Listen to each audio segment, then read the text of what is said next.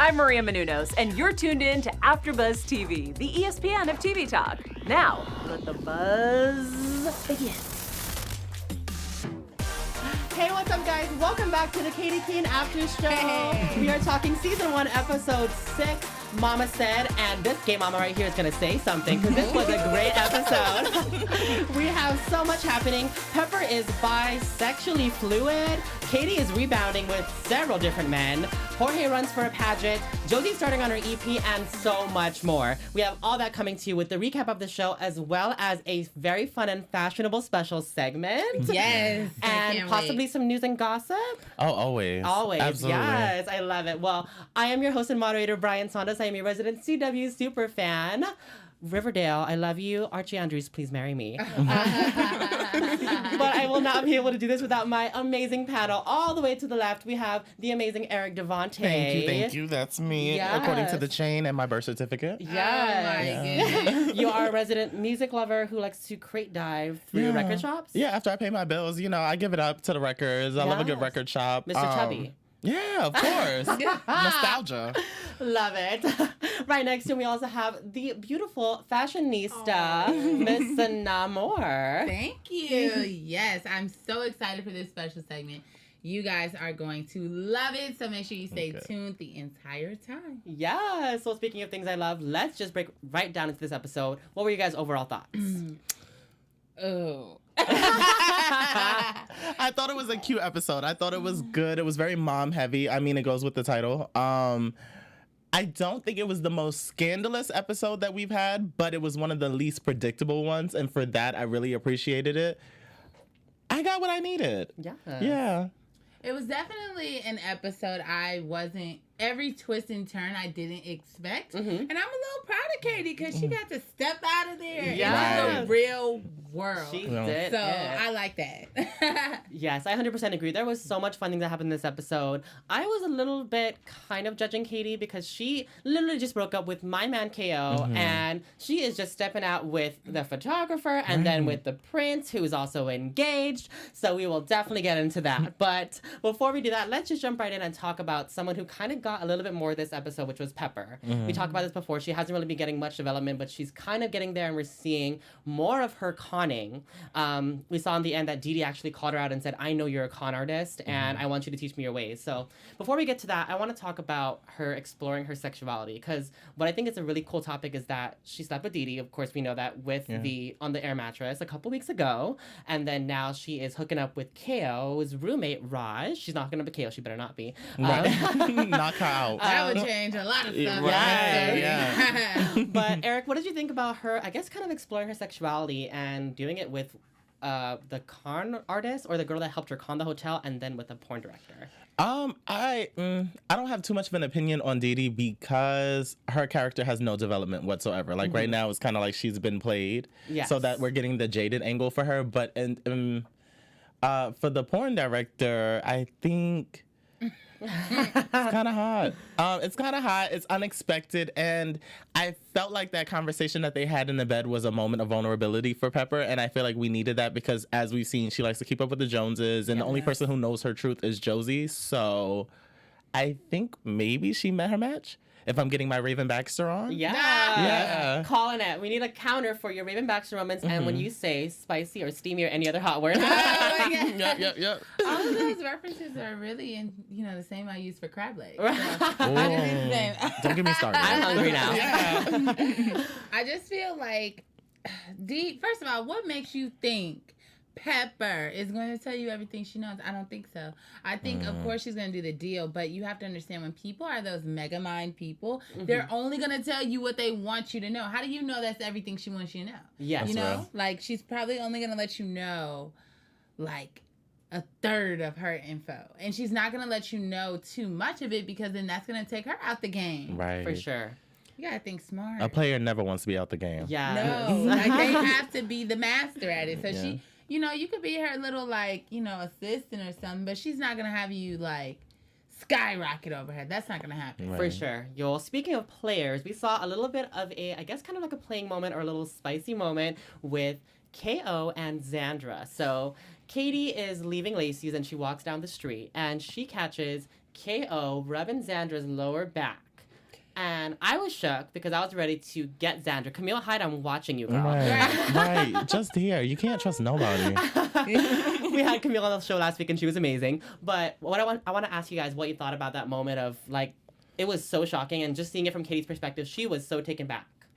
But okay, the only part that gets me is like the hand placement. Yes. Because hand placement is a lot. Like the front hand placement is like on the top of like where the neck is, like the back of the neck. You're like, okay, like this is like my bra. And then when it gets mid back, it's like, ooh, like I'm just being a gentleman. Right. But like, you know, you're cute. Right. Yes. But it's okay. Right. But lower back means like, look, I think you're cute. I'm cute. So let's, you know. Yeah, pour me some Pinot. Let's get it going. Like, let's get risky. Yes. You know? like that's what that is. But then at the same time, I don't want to like push too far because we don't know what you don't they want to said. assume. I don't think it was bad. Yes. Especially from, you know, her coming on the show yesterday. I mean, not yesterday, but last week, you know, I do think that she was probably telling him something good. Sure, yeah. And of course, we got the explanation in the end from KO. He was like, you know, we did meet at Studio 34. And because he is teaching her how to be a boxer, which is a very interesting dynamic for Xandra. I don't know what that's going to develop into, but that's apparently what their relationship is. So, Eric, what do you think about that? Like, their guest budding relationship? I'm thinking that Xandra wants to square up with Mr. Cabot. Enough is enough. She gonna knock him out. Imagine. Start swinging. That is a ghetto plot twist. Imagine. No, seriously. I don't know. It was such a very small moment. And I don't, like, her issue more so is with Josie. Yes. So it's like, I don't think Xandra would be in depth enough to, like, get the best friend. It's like, what do you gain from that? Exactly. I gotta watch this one play out. I actually don't know. Same. It's just so iffy. Yeah. For sure. I agree. So, well, speaking of Josie, let's talk about her a little bit. So, she starts her work on her EP with Alex, which is very exciting. And to this day, he still is not aware of basically her agreement with his father, that she is dating him to get this EP going. So, of course, we see that Xandra comes in and shakes things up before the listening party because she tells Alex how it is. She says, look at this clause in the contract because she is not who you think she is. So what did you guys think about Xandra coming in and shaking not only KO and Katie's world up, but also shaking up Josie's world? I don't think it came from like a malicious standpoint. I don't. I think that, you know, she meant it in a way like she's telling her truth, like she wants to come out. I think maybe that's where the boxing is coming in to like release her anger in some ways. But I don't think it came from a bad place. And I'm glad she told him because Josie wasn't going to say nothing. Exactly. She was too scared.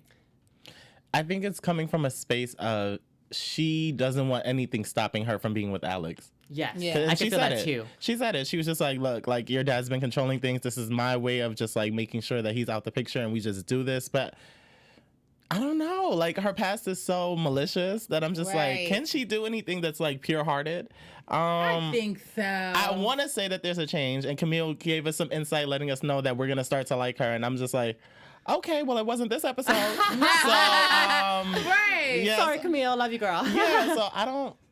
This episode really threw me for a loop. Normally, I feel like I have Katy Keene, like, written out. But this one, I was just like, what's happening right now?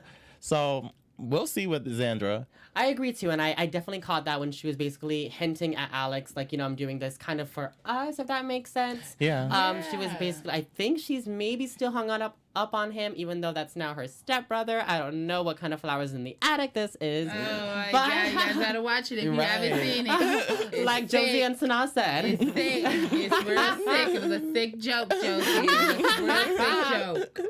But yeah, I think that's definitely a different, interesting dynamic. Maybe she's still hung up on her now stepbrother, but someone that she was in a relationship with before and trying to protect him. So we'll see how that goes. And like Camille said, we're going to see some development from Xandra. So hopefully this is developing her in a way where we see some good in her and it's coming from a place of a good intention. So yeah. All right, so let's talk a little bit more about Jorge. So Jorge, I just want to throw this out there. We like one of the first things in the beginning of him complaining about the pageant.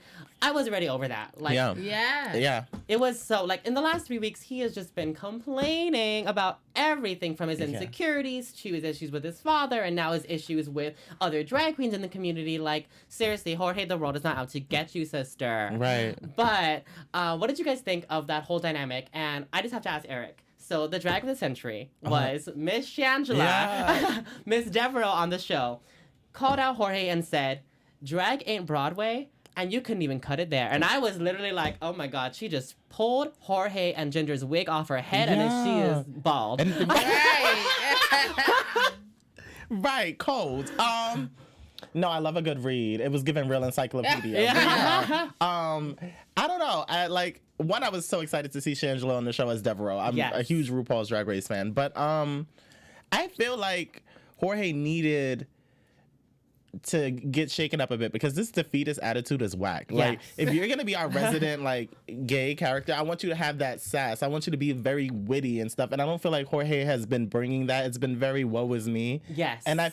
And even in this episode, when Deveraux was trying him, I would have loved to see him or Ginger just, like, snap back, read. And I'm just like, Jorge, where does your fire lie? Yes. You know? And I think that's him still figuring out who Ginger truly is as well, too. Because, you know, when you have...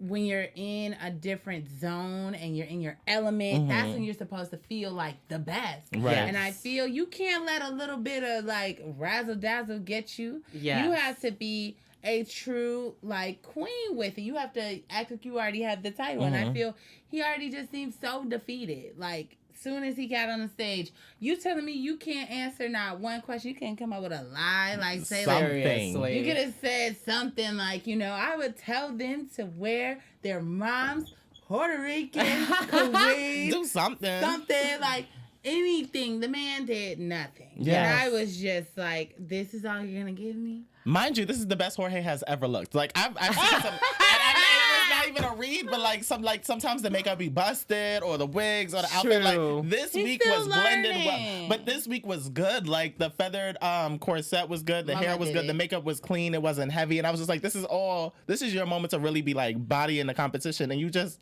you just curled up, and I just was over it. But Shangela did call him that Ginger has no competition with fear, like fishiness to Shangela, to Deveraux, because like she still looks a little bit busted in my opinion. What? You're speechless. Well, next person talk. Now you sounded like Jorge on the mic when he was up there didn't know the answer. Okay. Oh my gosh! But I definitely will agree with you guys on that in both points. That I feel like Jorge is still figuring out who Ginger is, but at that same token, Jorge could have came at Deveraux as Jorge, you know? Like, he could have, like, used his own confidence as a person to come back at Deveraux. But, I don't know. It was just a weird dynamic. But see, I a little bit disagree because I feel Jorge doesn't even have confidence. That's what it is. True. So it's like, I mean, it's like... you don't know where to get it. And it's like he's up here, you know, scraping for something that's not even there. Got it. So I feel as if, I don't know, I'm not, you know... I'm still learning about the drag community and everything like that.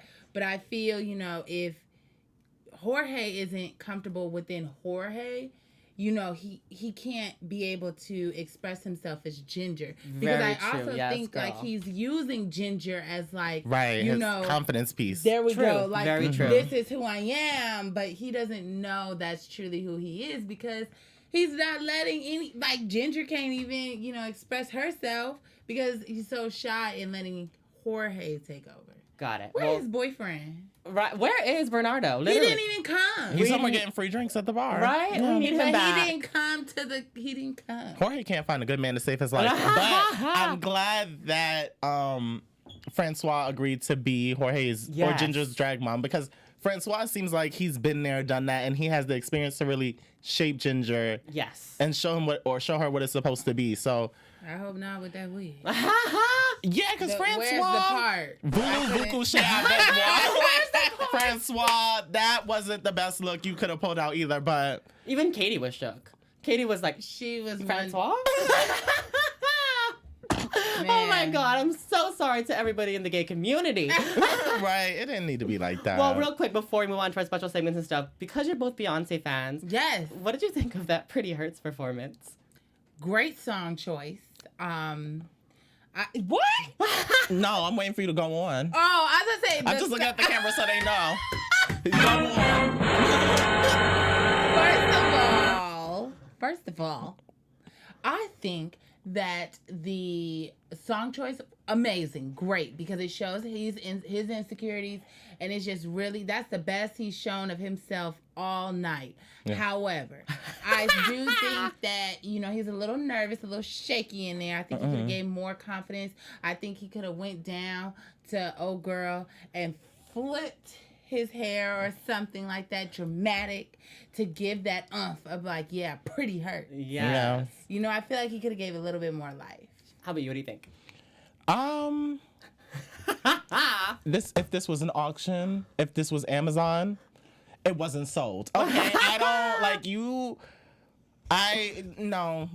And I love Beyonce, and Beyonce is such a performer that. I mean, nobody's gonna hit Beyonce. Well, duh, but like, okay, give me LaToya. Like, okay, if you're gonna... LaToya good. LaToya is good. That's what I'm saying. At least give me LaToya. Not Tony, not Tamar. But... Or give me Solange's first year out. Like, give me something. Like, I felt like this was supposed to be Jorge's big moment as the breakout performer, especially after having that motivational speech from the Prince. Yes. Like, I was just like, okay, kill it. He didn't kill it. Yeah. Thankfully, Katy... Lisa made the outfit look cute because apparently Deveraux cut it up. No, wait, I get she wanted to help, but I still saw the slit. Did you? But that's, no shade, no tea. I still saw slit. But at the end of the day, he could have chose EXO. I love you like EXO. Yeah. Something, fix it. I don't know. We'll move on because it needs to be fixed. I'm so sorry. We had dragged him for a good portion of the I just want better for you, Jorge, Ginger. We need it. Miss Deveraux, please come on back to fix the drag on this show. Thank you very much. All right. Speaking of beautiful outfits and everything like that, let's talk about our amazing special segment with Sana. Thank you. We are moving into Get the Look, and take it away, girl. Yes, this is Get That Look. Yes. So on Get That Look, we are going to choose Katy Keene this week. And so, aka Lucy Hale. So right now she has on, a nice plaited pants with a nice red undershirt and a cardigan, a heart shirt zip up. It's actually a zip up sweater. So I'm going to show you how you can create that look for under $100.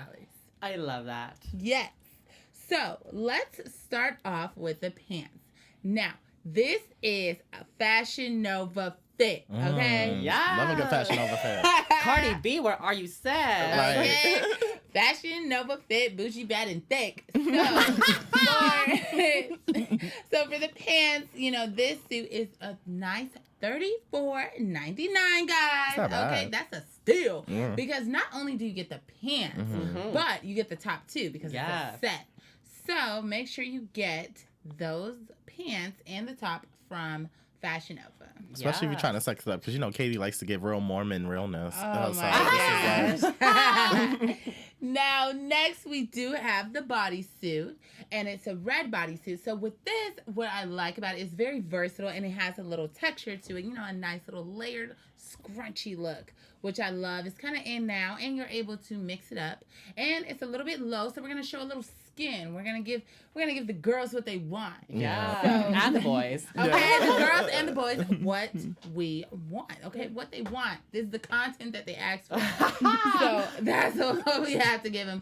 And it's crazy because you can get that for a whopping, are you guys ready? From Nordstrom's Rack for a good $19.97. Yes, I love Nordstrom Rack. Yes. We love a discount. Okay, and also we gotta go with the shoes too.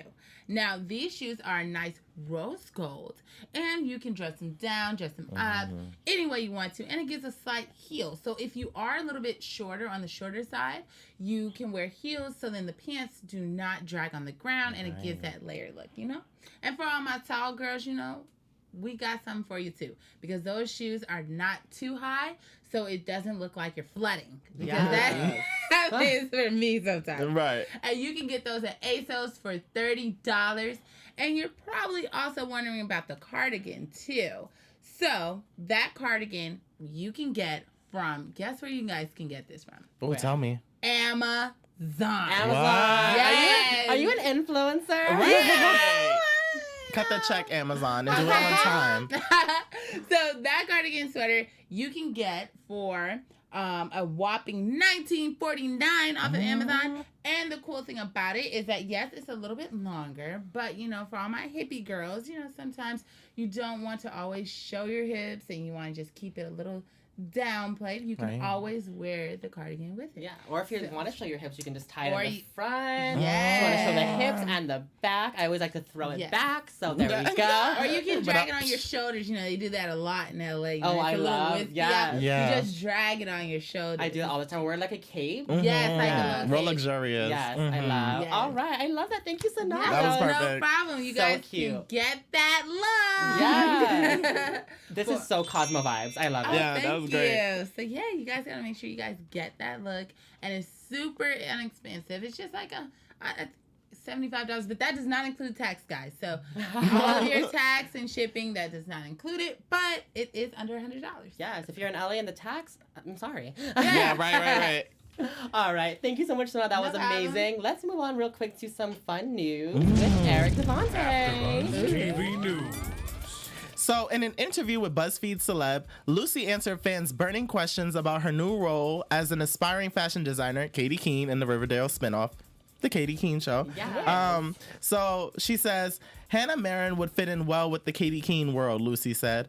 Because Hannah was always into fashion on Pretty Little Liars. Yes. Katie's into fashion, so that'd be a cool, little combination between the two of them. Yes. She said she just pitched that idea and maybe it would happen, but I don't know if the crossover is actually going to happen. They just asked which person from her past would be good on the Katy Keene franchise. So Yes. That'll be so fun. I love it. I'm such a Pretty Little Liars fan. Like, I was the fan who was watching it even when people were like, okay, they read the book and they leaked out who A was. I was still watching it because then they ended up switching it out. Like, it was so crazy, but I was still watching it, and I would totally, yes, Hannah would definitely go. we live for a creative writers room. Yes. Absolutely. That is so fun. I love that. I would Thank be you. so You're down for welcome. that. Yes, that'll be super fun. And Lucy is very versatile. She's obviously in Fantasy Island, and then now she's in Katy Keene, so she has so many things. She's booked and busy. Period. Yeah. So she's very versatile as an actress, so we can definitely see a lot from her. Yeah. Yes. I love that. Yay, thank you so much. You're welcome. Now the final thing we're going to do is just give some AfterBuzz predictions. Your AfterBuzz TV predictions. Okay, you guys go first because I literally do not know what I'm going to say. I don't either, so now. I've been, as you would say, the Ravenback star. Right. Because I've been predicting quite a few things here. So let's see. I think that it's gonna come out that I'm saying her government name.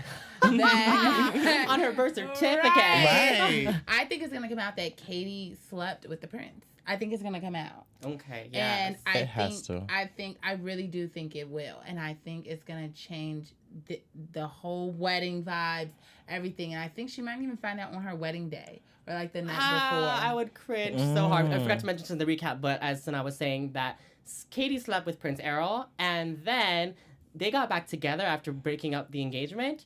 And then Patty asked Katy to design her wedding dress, and I was shook. I was like, oh my God. She literally just slept with your man last night. If Patty finds out, she's going to drag Katy more than that dress will drag down the aisle. At least I recommend. Gloria fired Katy's mom because she was pregnant with Katy. Yeah, definitely. Yeah. Yep, that's gonna. Yep. That was my revelation mid after show. I was just like, yeah, that makes sense. Because I was looking at her with the paper in the folder, and it was just like she was beating around the bush. I'm like, what is Gloria's angle in this? She fired her.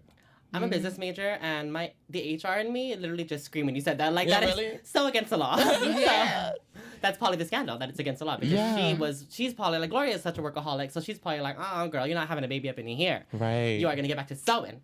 So, But On the other hand, when they did the signature, it looked like an L. Like, it didn't look like a G. Sure, like Miss Lacy, maybe? I don't know, but it didn't look like a G. But that's kind of an interesting point because they were like keeping everything out of focus except the signature. Right. Maybe she forged a signature from Miss Lacy? Oh. What if Katie's dad had a thing with Gloria? Oh. Look, I'm getting real Lifetime with this. It's a plot twist. It is. These are my predictions. There it is. Well, I'm going to use that as my prediction, but that Gloria forged Miss Lacy's signature, and that's it. Then that's it. The HR on me is shook. That'd be wild. It will be, yes. So we'll see what happens on the next episode. Oh, wait, one more thing. Because they questioned her commitment to Lacy's. So maybe she took the route of being a designer herself rather than pushing Lacy's products, and then they let her go. Maybe, and then I think that's probably why Gloria doesn't want to share that with Katy because, of course, Katie's doing the same thing. So she's probably going to, like, deter her. We'll see what happens. But, you know, it's crazy. If you also look at the chat, somebody else is agreed with you, too. They were saying, well, they first said this episode was so scandalous. But, does anybody say anything about the chat about their prediction? Billie Jean Girl 24 says, I predict someone is going to find out that Katy slept with the prince, like you said. Yes. It might be someone at her job who finds out. Maybe Amanda's trifling, so. Oh, she's better not be back. Thank She's God she been on was vacation, not. yeah. She has been, yeah. Is it Corona? Paid leave. Oh. No, probably not. Oh. Somebody said probably to go box. Oh. Yes. With Archie. Yeah, for why Xandra would be boxing. Yeah. Oh, I saw that. Literally, there was a picture on Zane Holt's Instagram of him with KJ Appa, Archie Andrews. Literally, I'm ready, willing, and able for both of them. KJ, Zane, just let me know. Wow, you're a trooper. I am a trooper. Thank you. Please, I am ready to be a punching bag. Just kidding. Put that back in my head. Yikes. Okay, that's it. Before I say anything else I regret, let's just call it. Where can everyone find you guys on social media? You can find me on social media on Instagram at Iam_Sana, SANA_, as well as on Twitter at Iam_Sana. You can catch me on Instagram at The World According to Eric, as well as the Katy Keene After Show on YouTube at Katy Keene After Show. And you can catch us here every Thursday live at 10 p.m. Pacific Standard Time. Yes. And you can find me on Instagram, Twitter, YouTube, and TikTok at the Bryant Santos, as well as on the SmackDown After Show. Thank you guys so much for watching, and we will see you next week. Bye. Bye. Our founder, Kevin Undergaro, and me, Maria Menounos, would like to thank you for tuning in to AfterBuzz TV. Remember, we're not just the first, we're the biggest in the world, and we're the only destination for all your favorite TV shows. Whatever you crave, we've got it. So go to AfterBuzzTV.com and check out our lineup. Buzz you later. The views expressed herein are those of the hosts only and do not necessarily reflect the views of AfterBuzz TV or its owners or principals.